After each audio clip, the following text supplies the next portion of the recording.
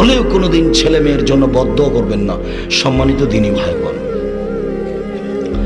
আনাস রাদিয়াল্লাহু তাআলা আনহু বলেন, রাসূল সাল্লাল্লাহু আলাইহি সাল্লাম বলেছেন, লা ইয়াসালু আহাদুকুম রাব্বাহু হাজাতাহু কুল্লাহা। তোমাদের প্রত্যেকটা মানুষ তার সব প্রয়োজন আল্লাহর কাছে চাইবে, যা আছে দুনিয়াতে প্রয়োজন সব চাইবে। এই কথা বলার পরে আল্লাহ রাসূল নিচে নামতে লাগলেন, কথার নিচে, হাত্তা ইয়াসআলাহু সিসআনা লিহজান কাতা। এমন কি যদি জুতা স্যান্ডেলে ফিতা ছিঁড়ে যায়, সেটার জন্য আল্লাহর কাছে চাই, আল্লাহ তুমি আমার স্যান্ডেলের ফিতাটা ঠিক করে দাও। এখানে স্যান্ডেলের ফিতা মানে স্যান্ডেলের ফিতা নয়, এখানে হলো ছোট থেকে ছোট, ছোট থেকে ছোট, দা হোক, কুড়াল হোক, সূচ হোক, সুই হোক, যেটাই হোক, আল্লাহ এটা আমার নেই, তুমি আমার ব্যবস্থা করে দাও। বুঝতে পারলেন না মনে হয়? সব কিছু আল্লাহর কাছে চাইতে হবে।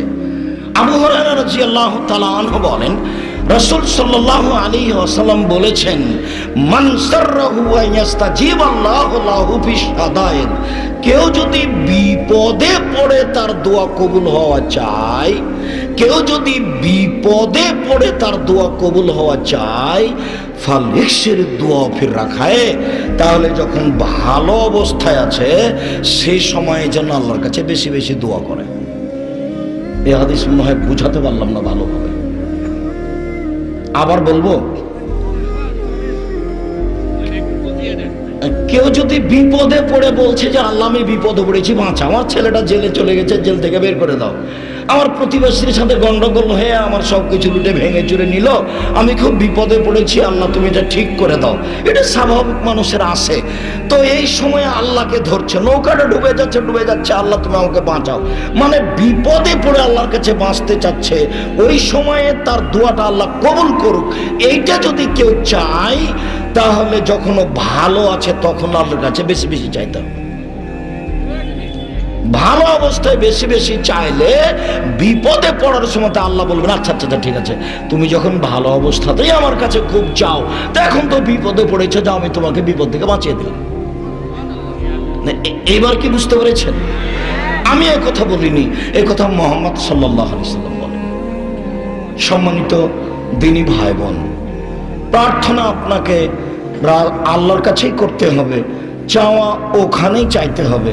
চাইলে খুশি হন, না চাইলে বেজার হন, চাইলেই খুশি হন, না চাইলে বেজার হন। এই লোকটা সবাইকে দান করে, তো একদিনে 15-20 জন 30 জন এসেছে, তো বিকালে মন খারাপ করে বলছে, তোমাদেরকে সারাদিন দিতেই থাকবো নাকি, আমার কত ব্যস্ততা আছে। তার মানে খেপে গেছে। আর উপরে যত চাইবেন তত খুশি, যত চাইবেন তত খুশি, তার কাছে বিরক্তি নেই, চান। আর হাত তুলে চাইলে লজ্জা পাই, কেমনে তার হাত খান ফিরিয়ে দিই। সময়ে সময়ে আপনি হাত তুলে চাইবেন। বুখারী মুসলিমে রয়েছে 36টি হাদিস হাত তুলে চাওয়ার,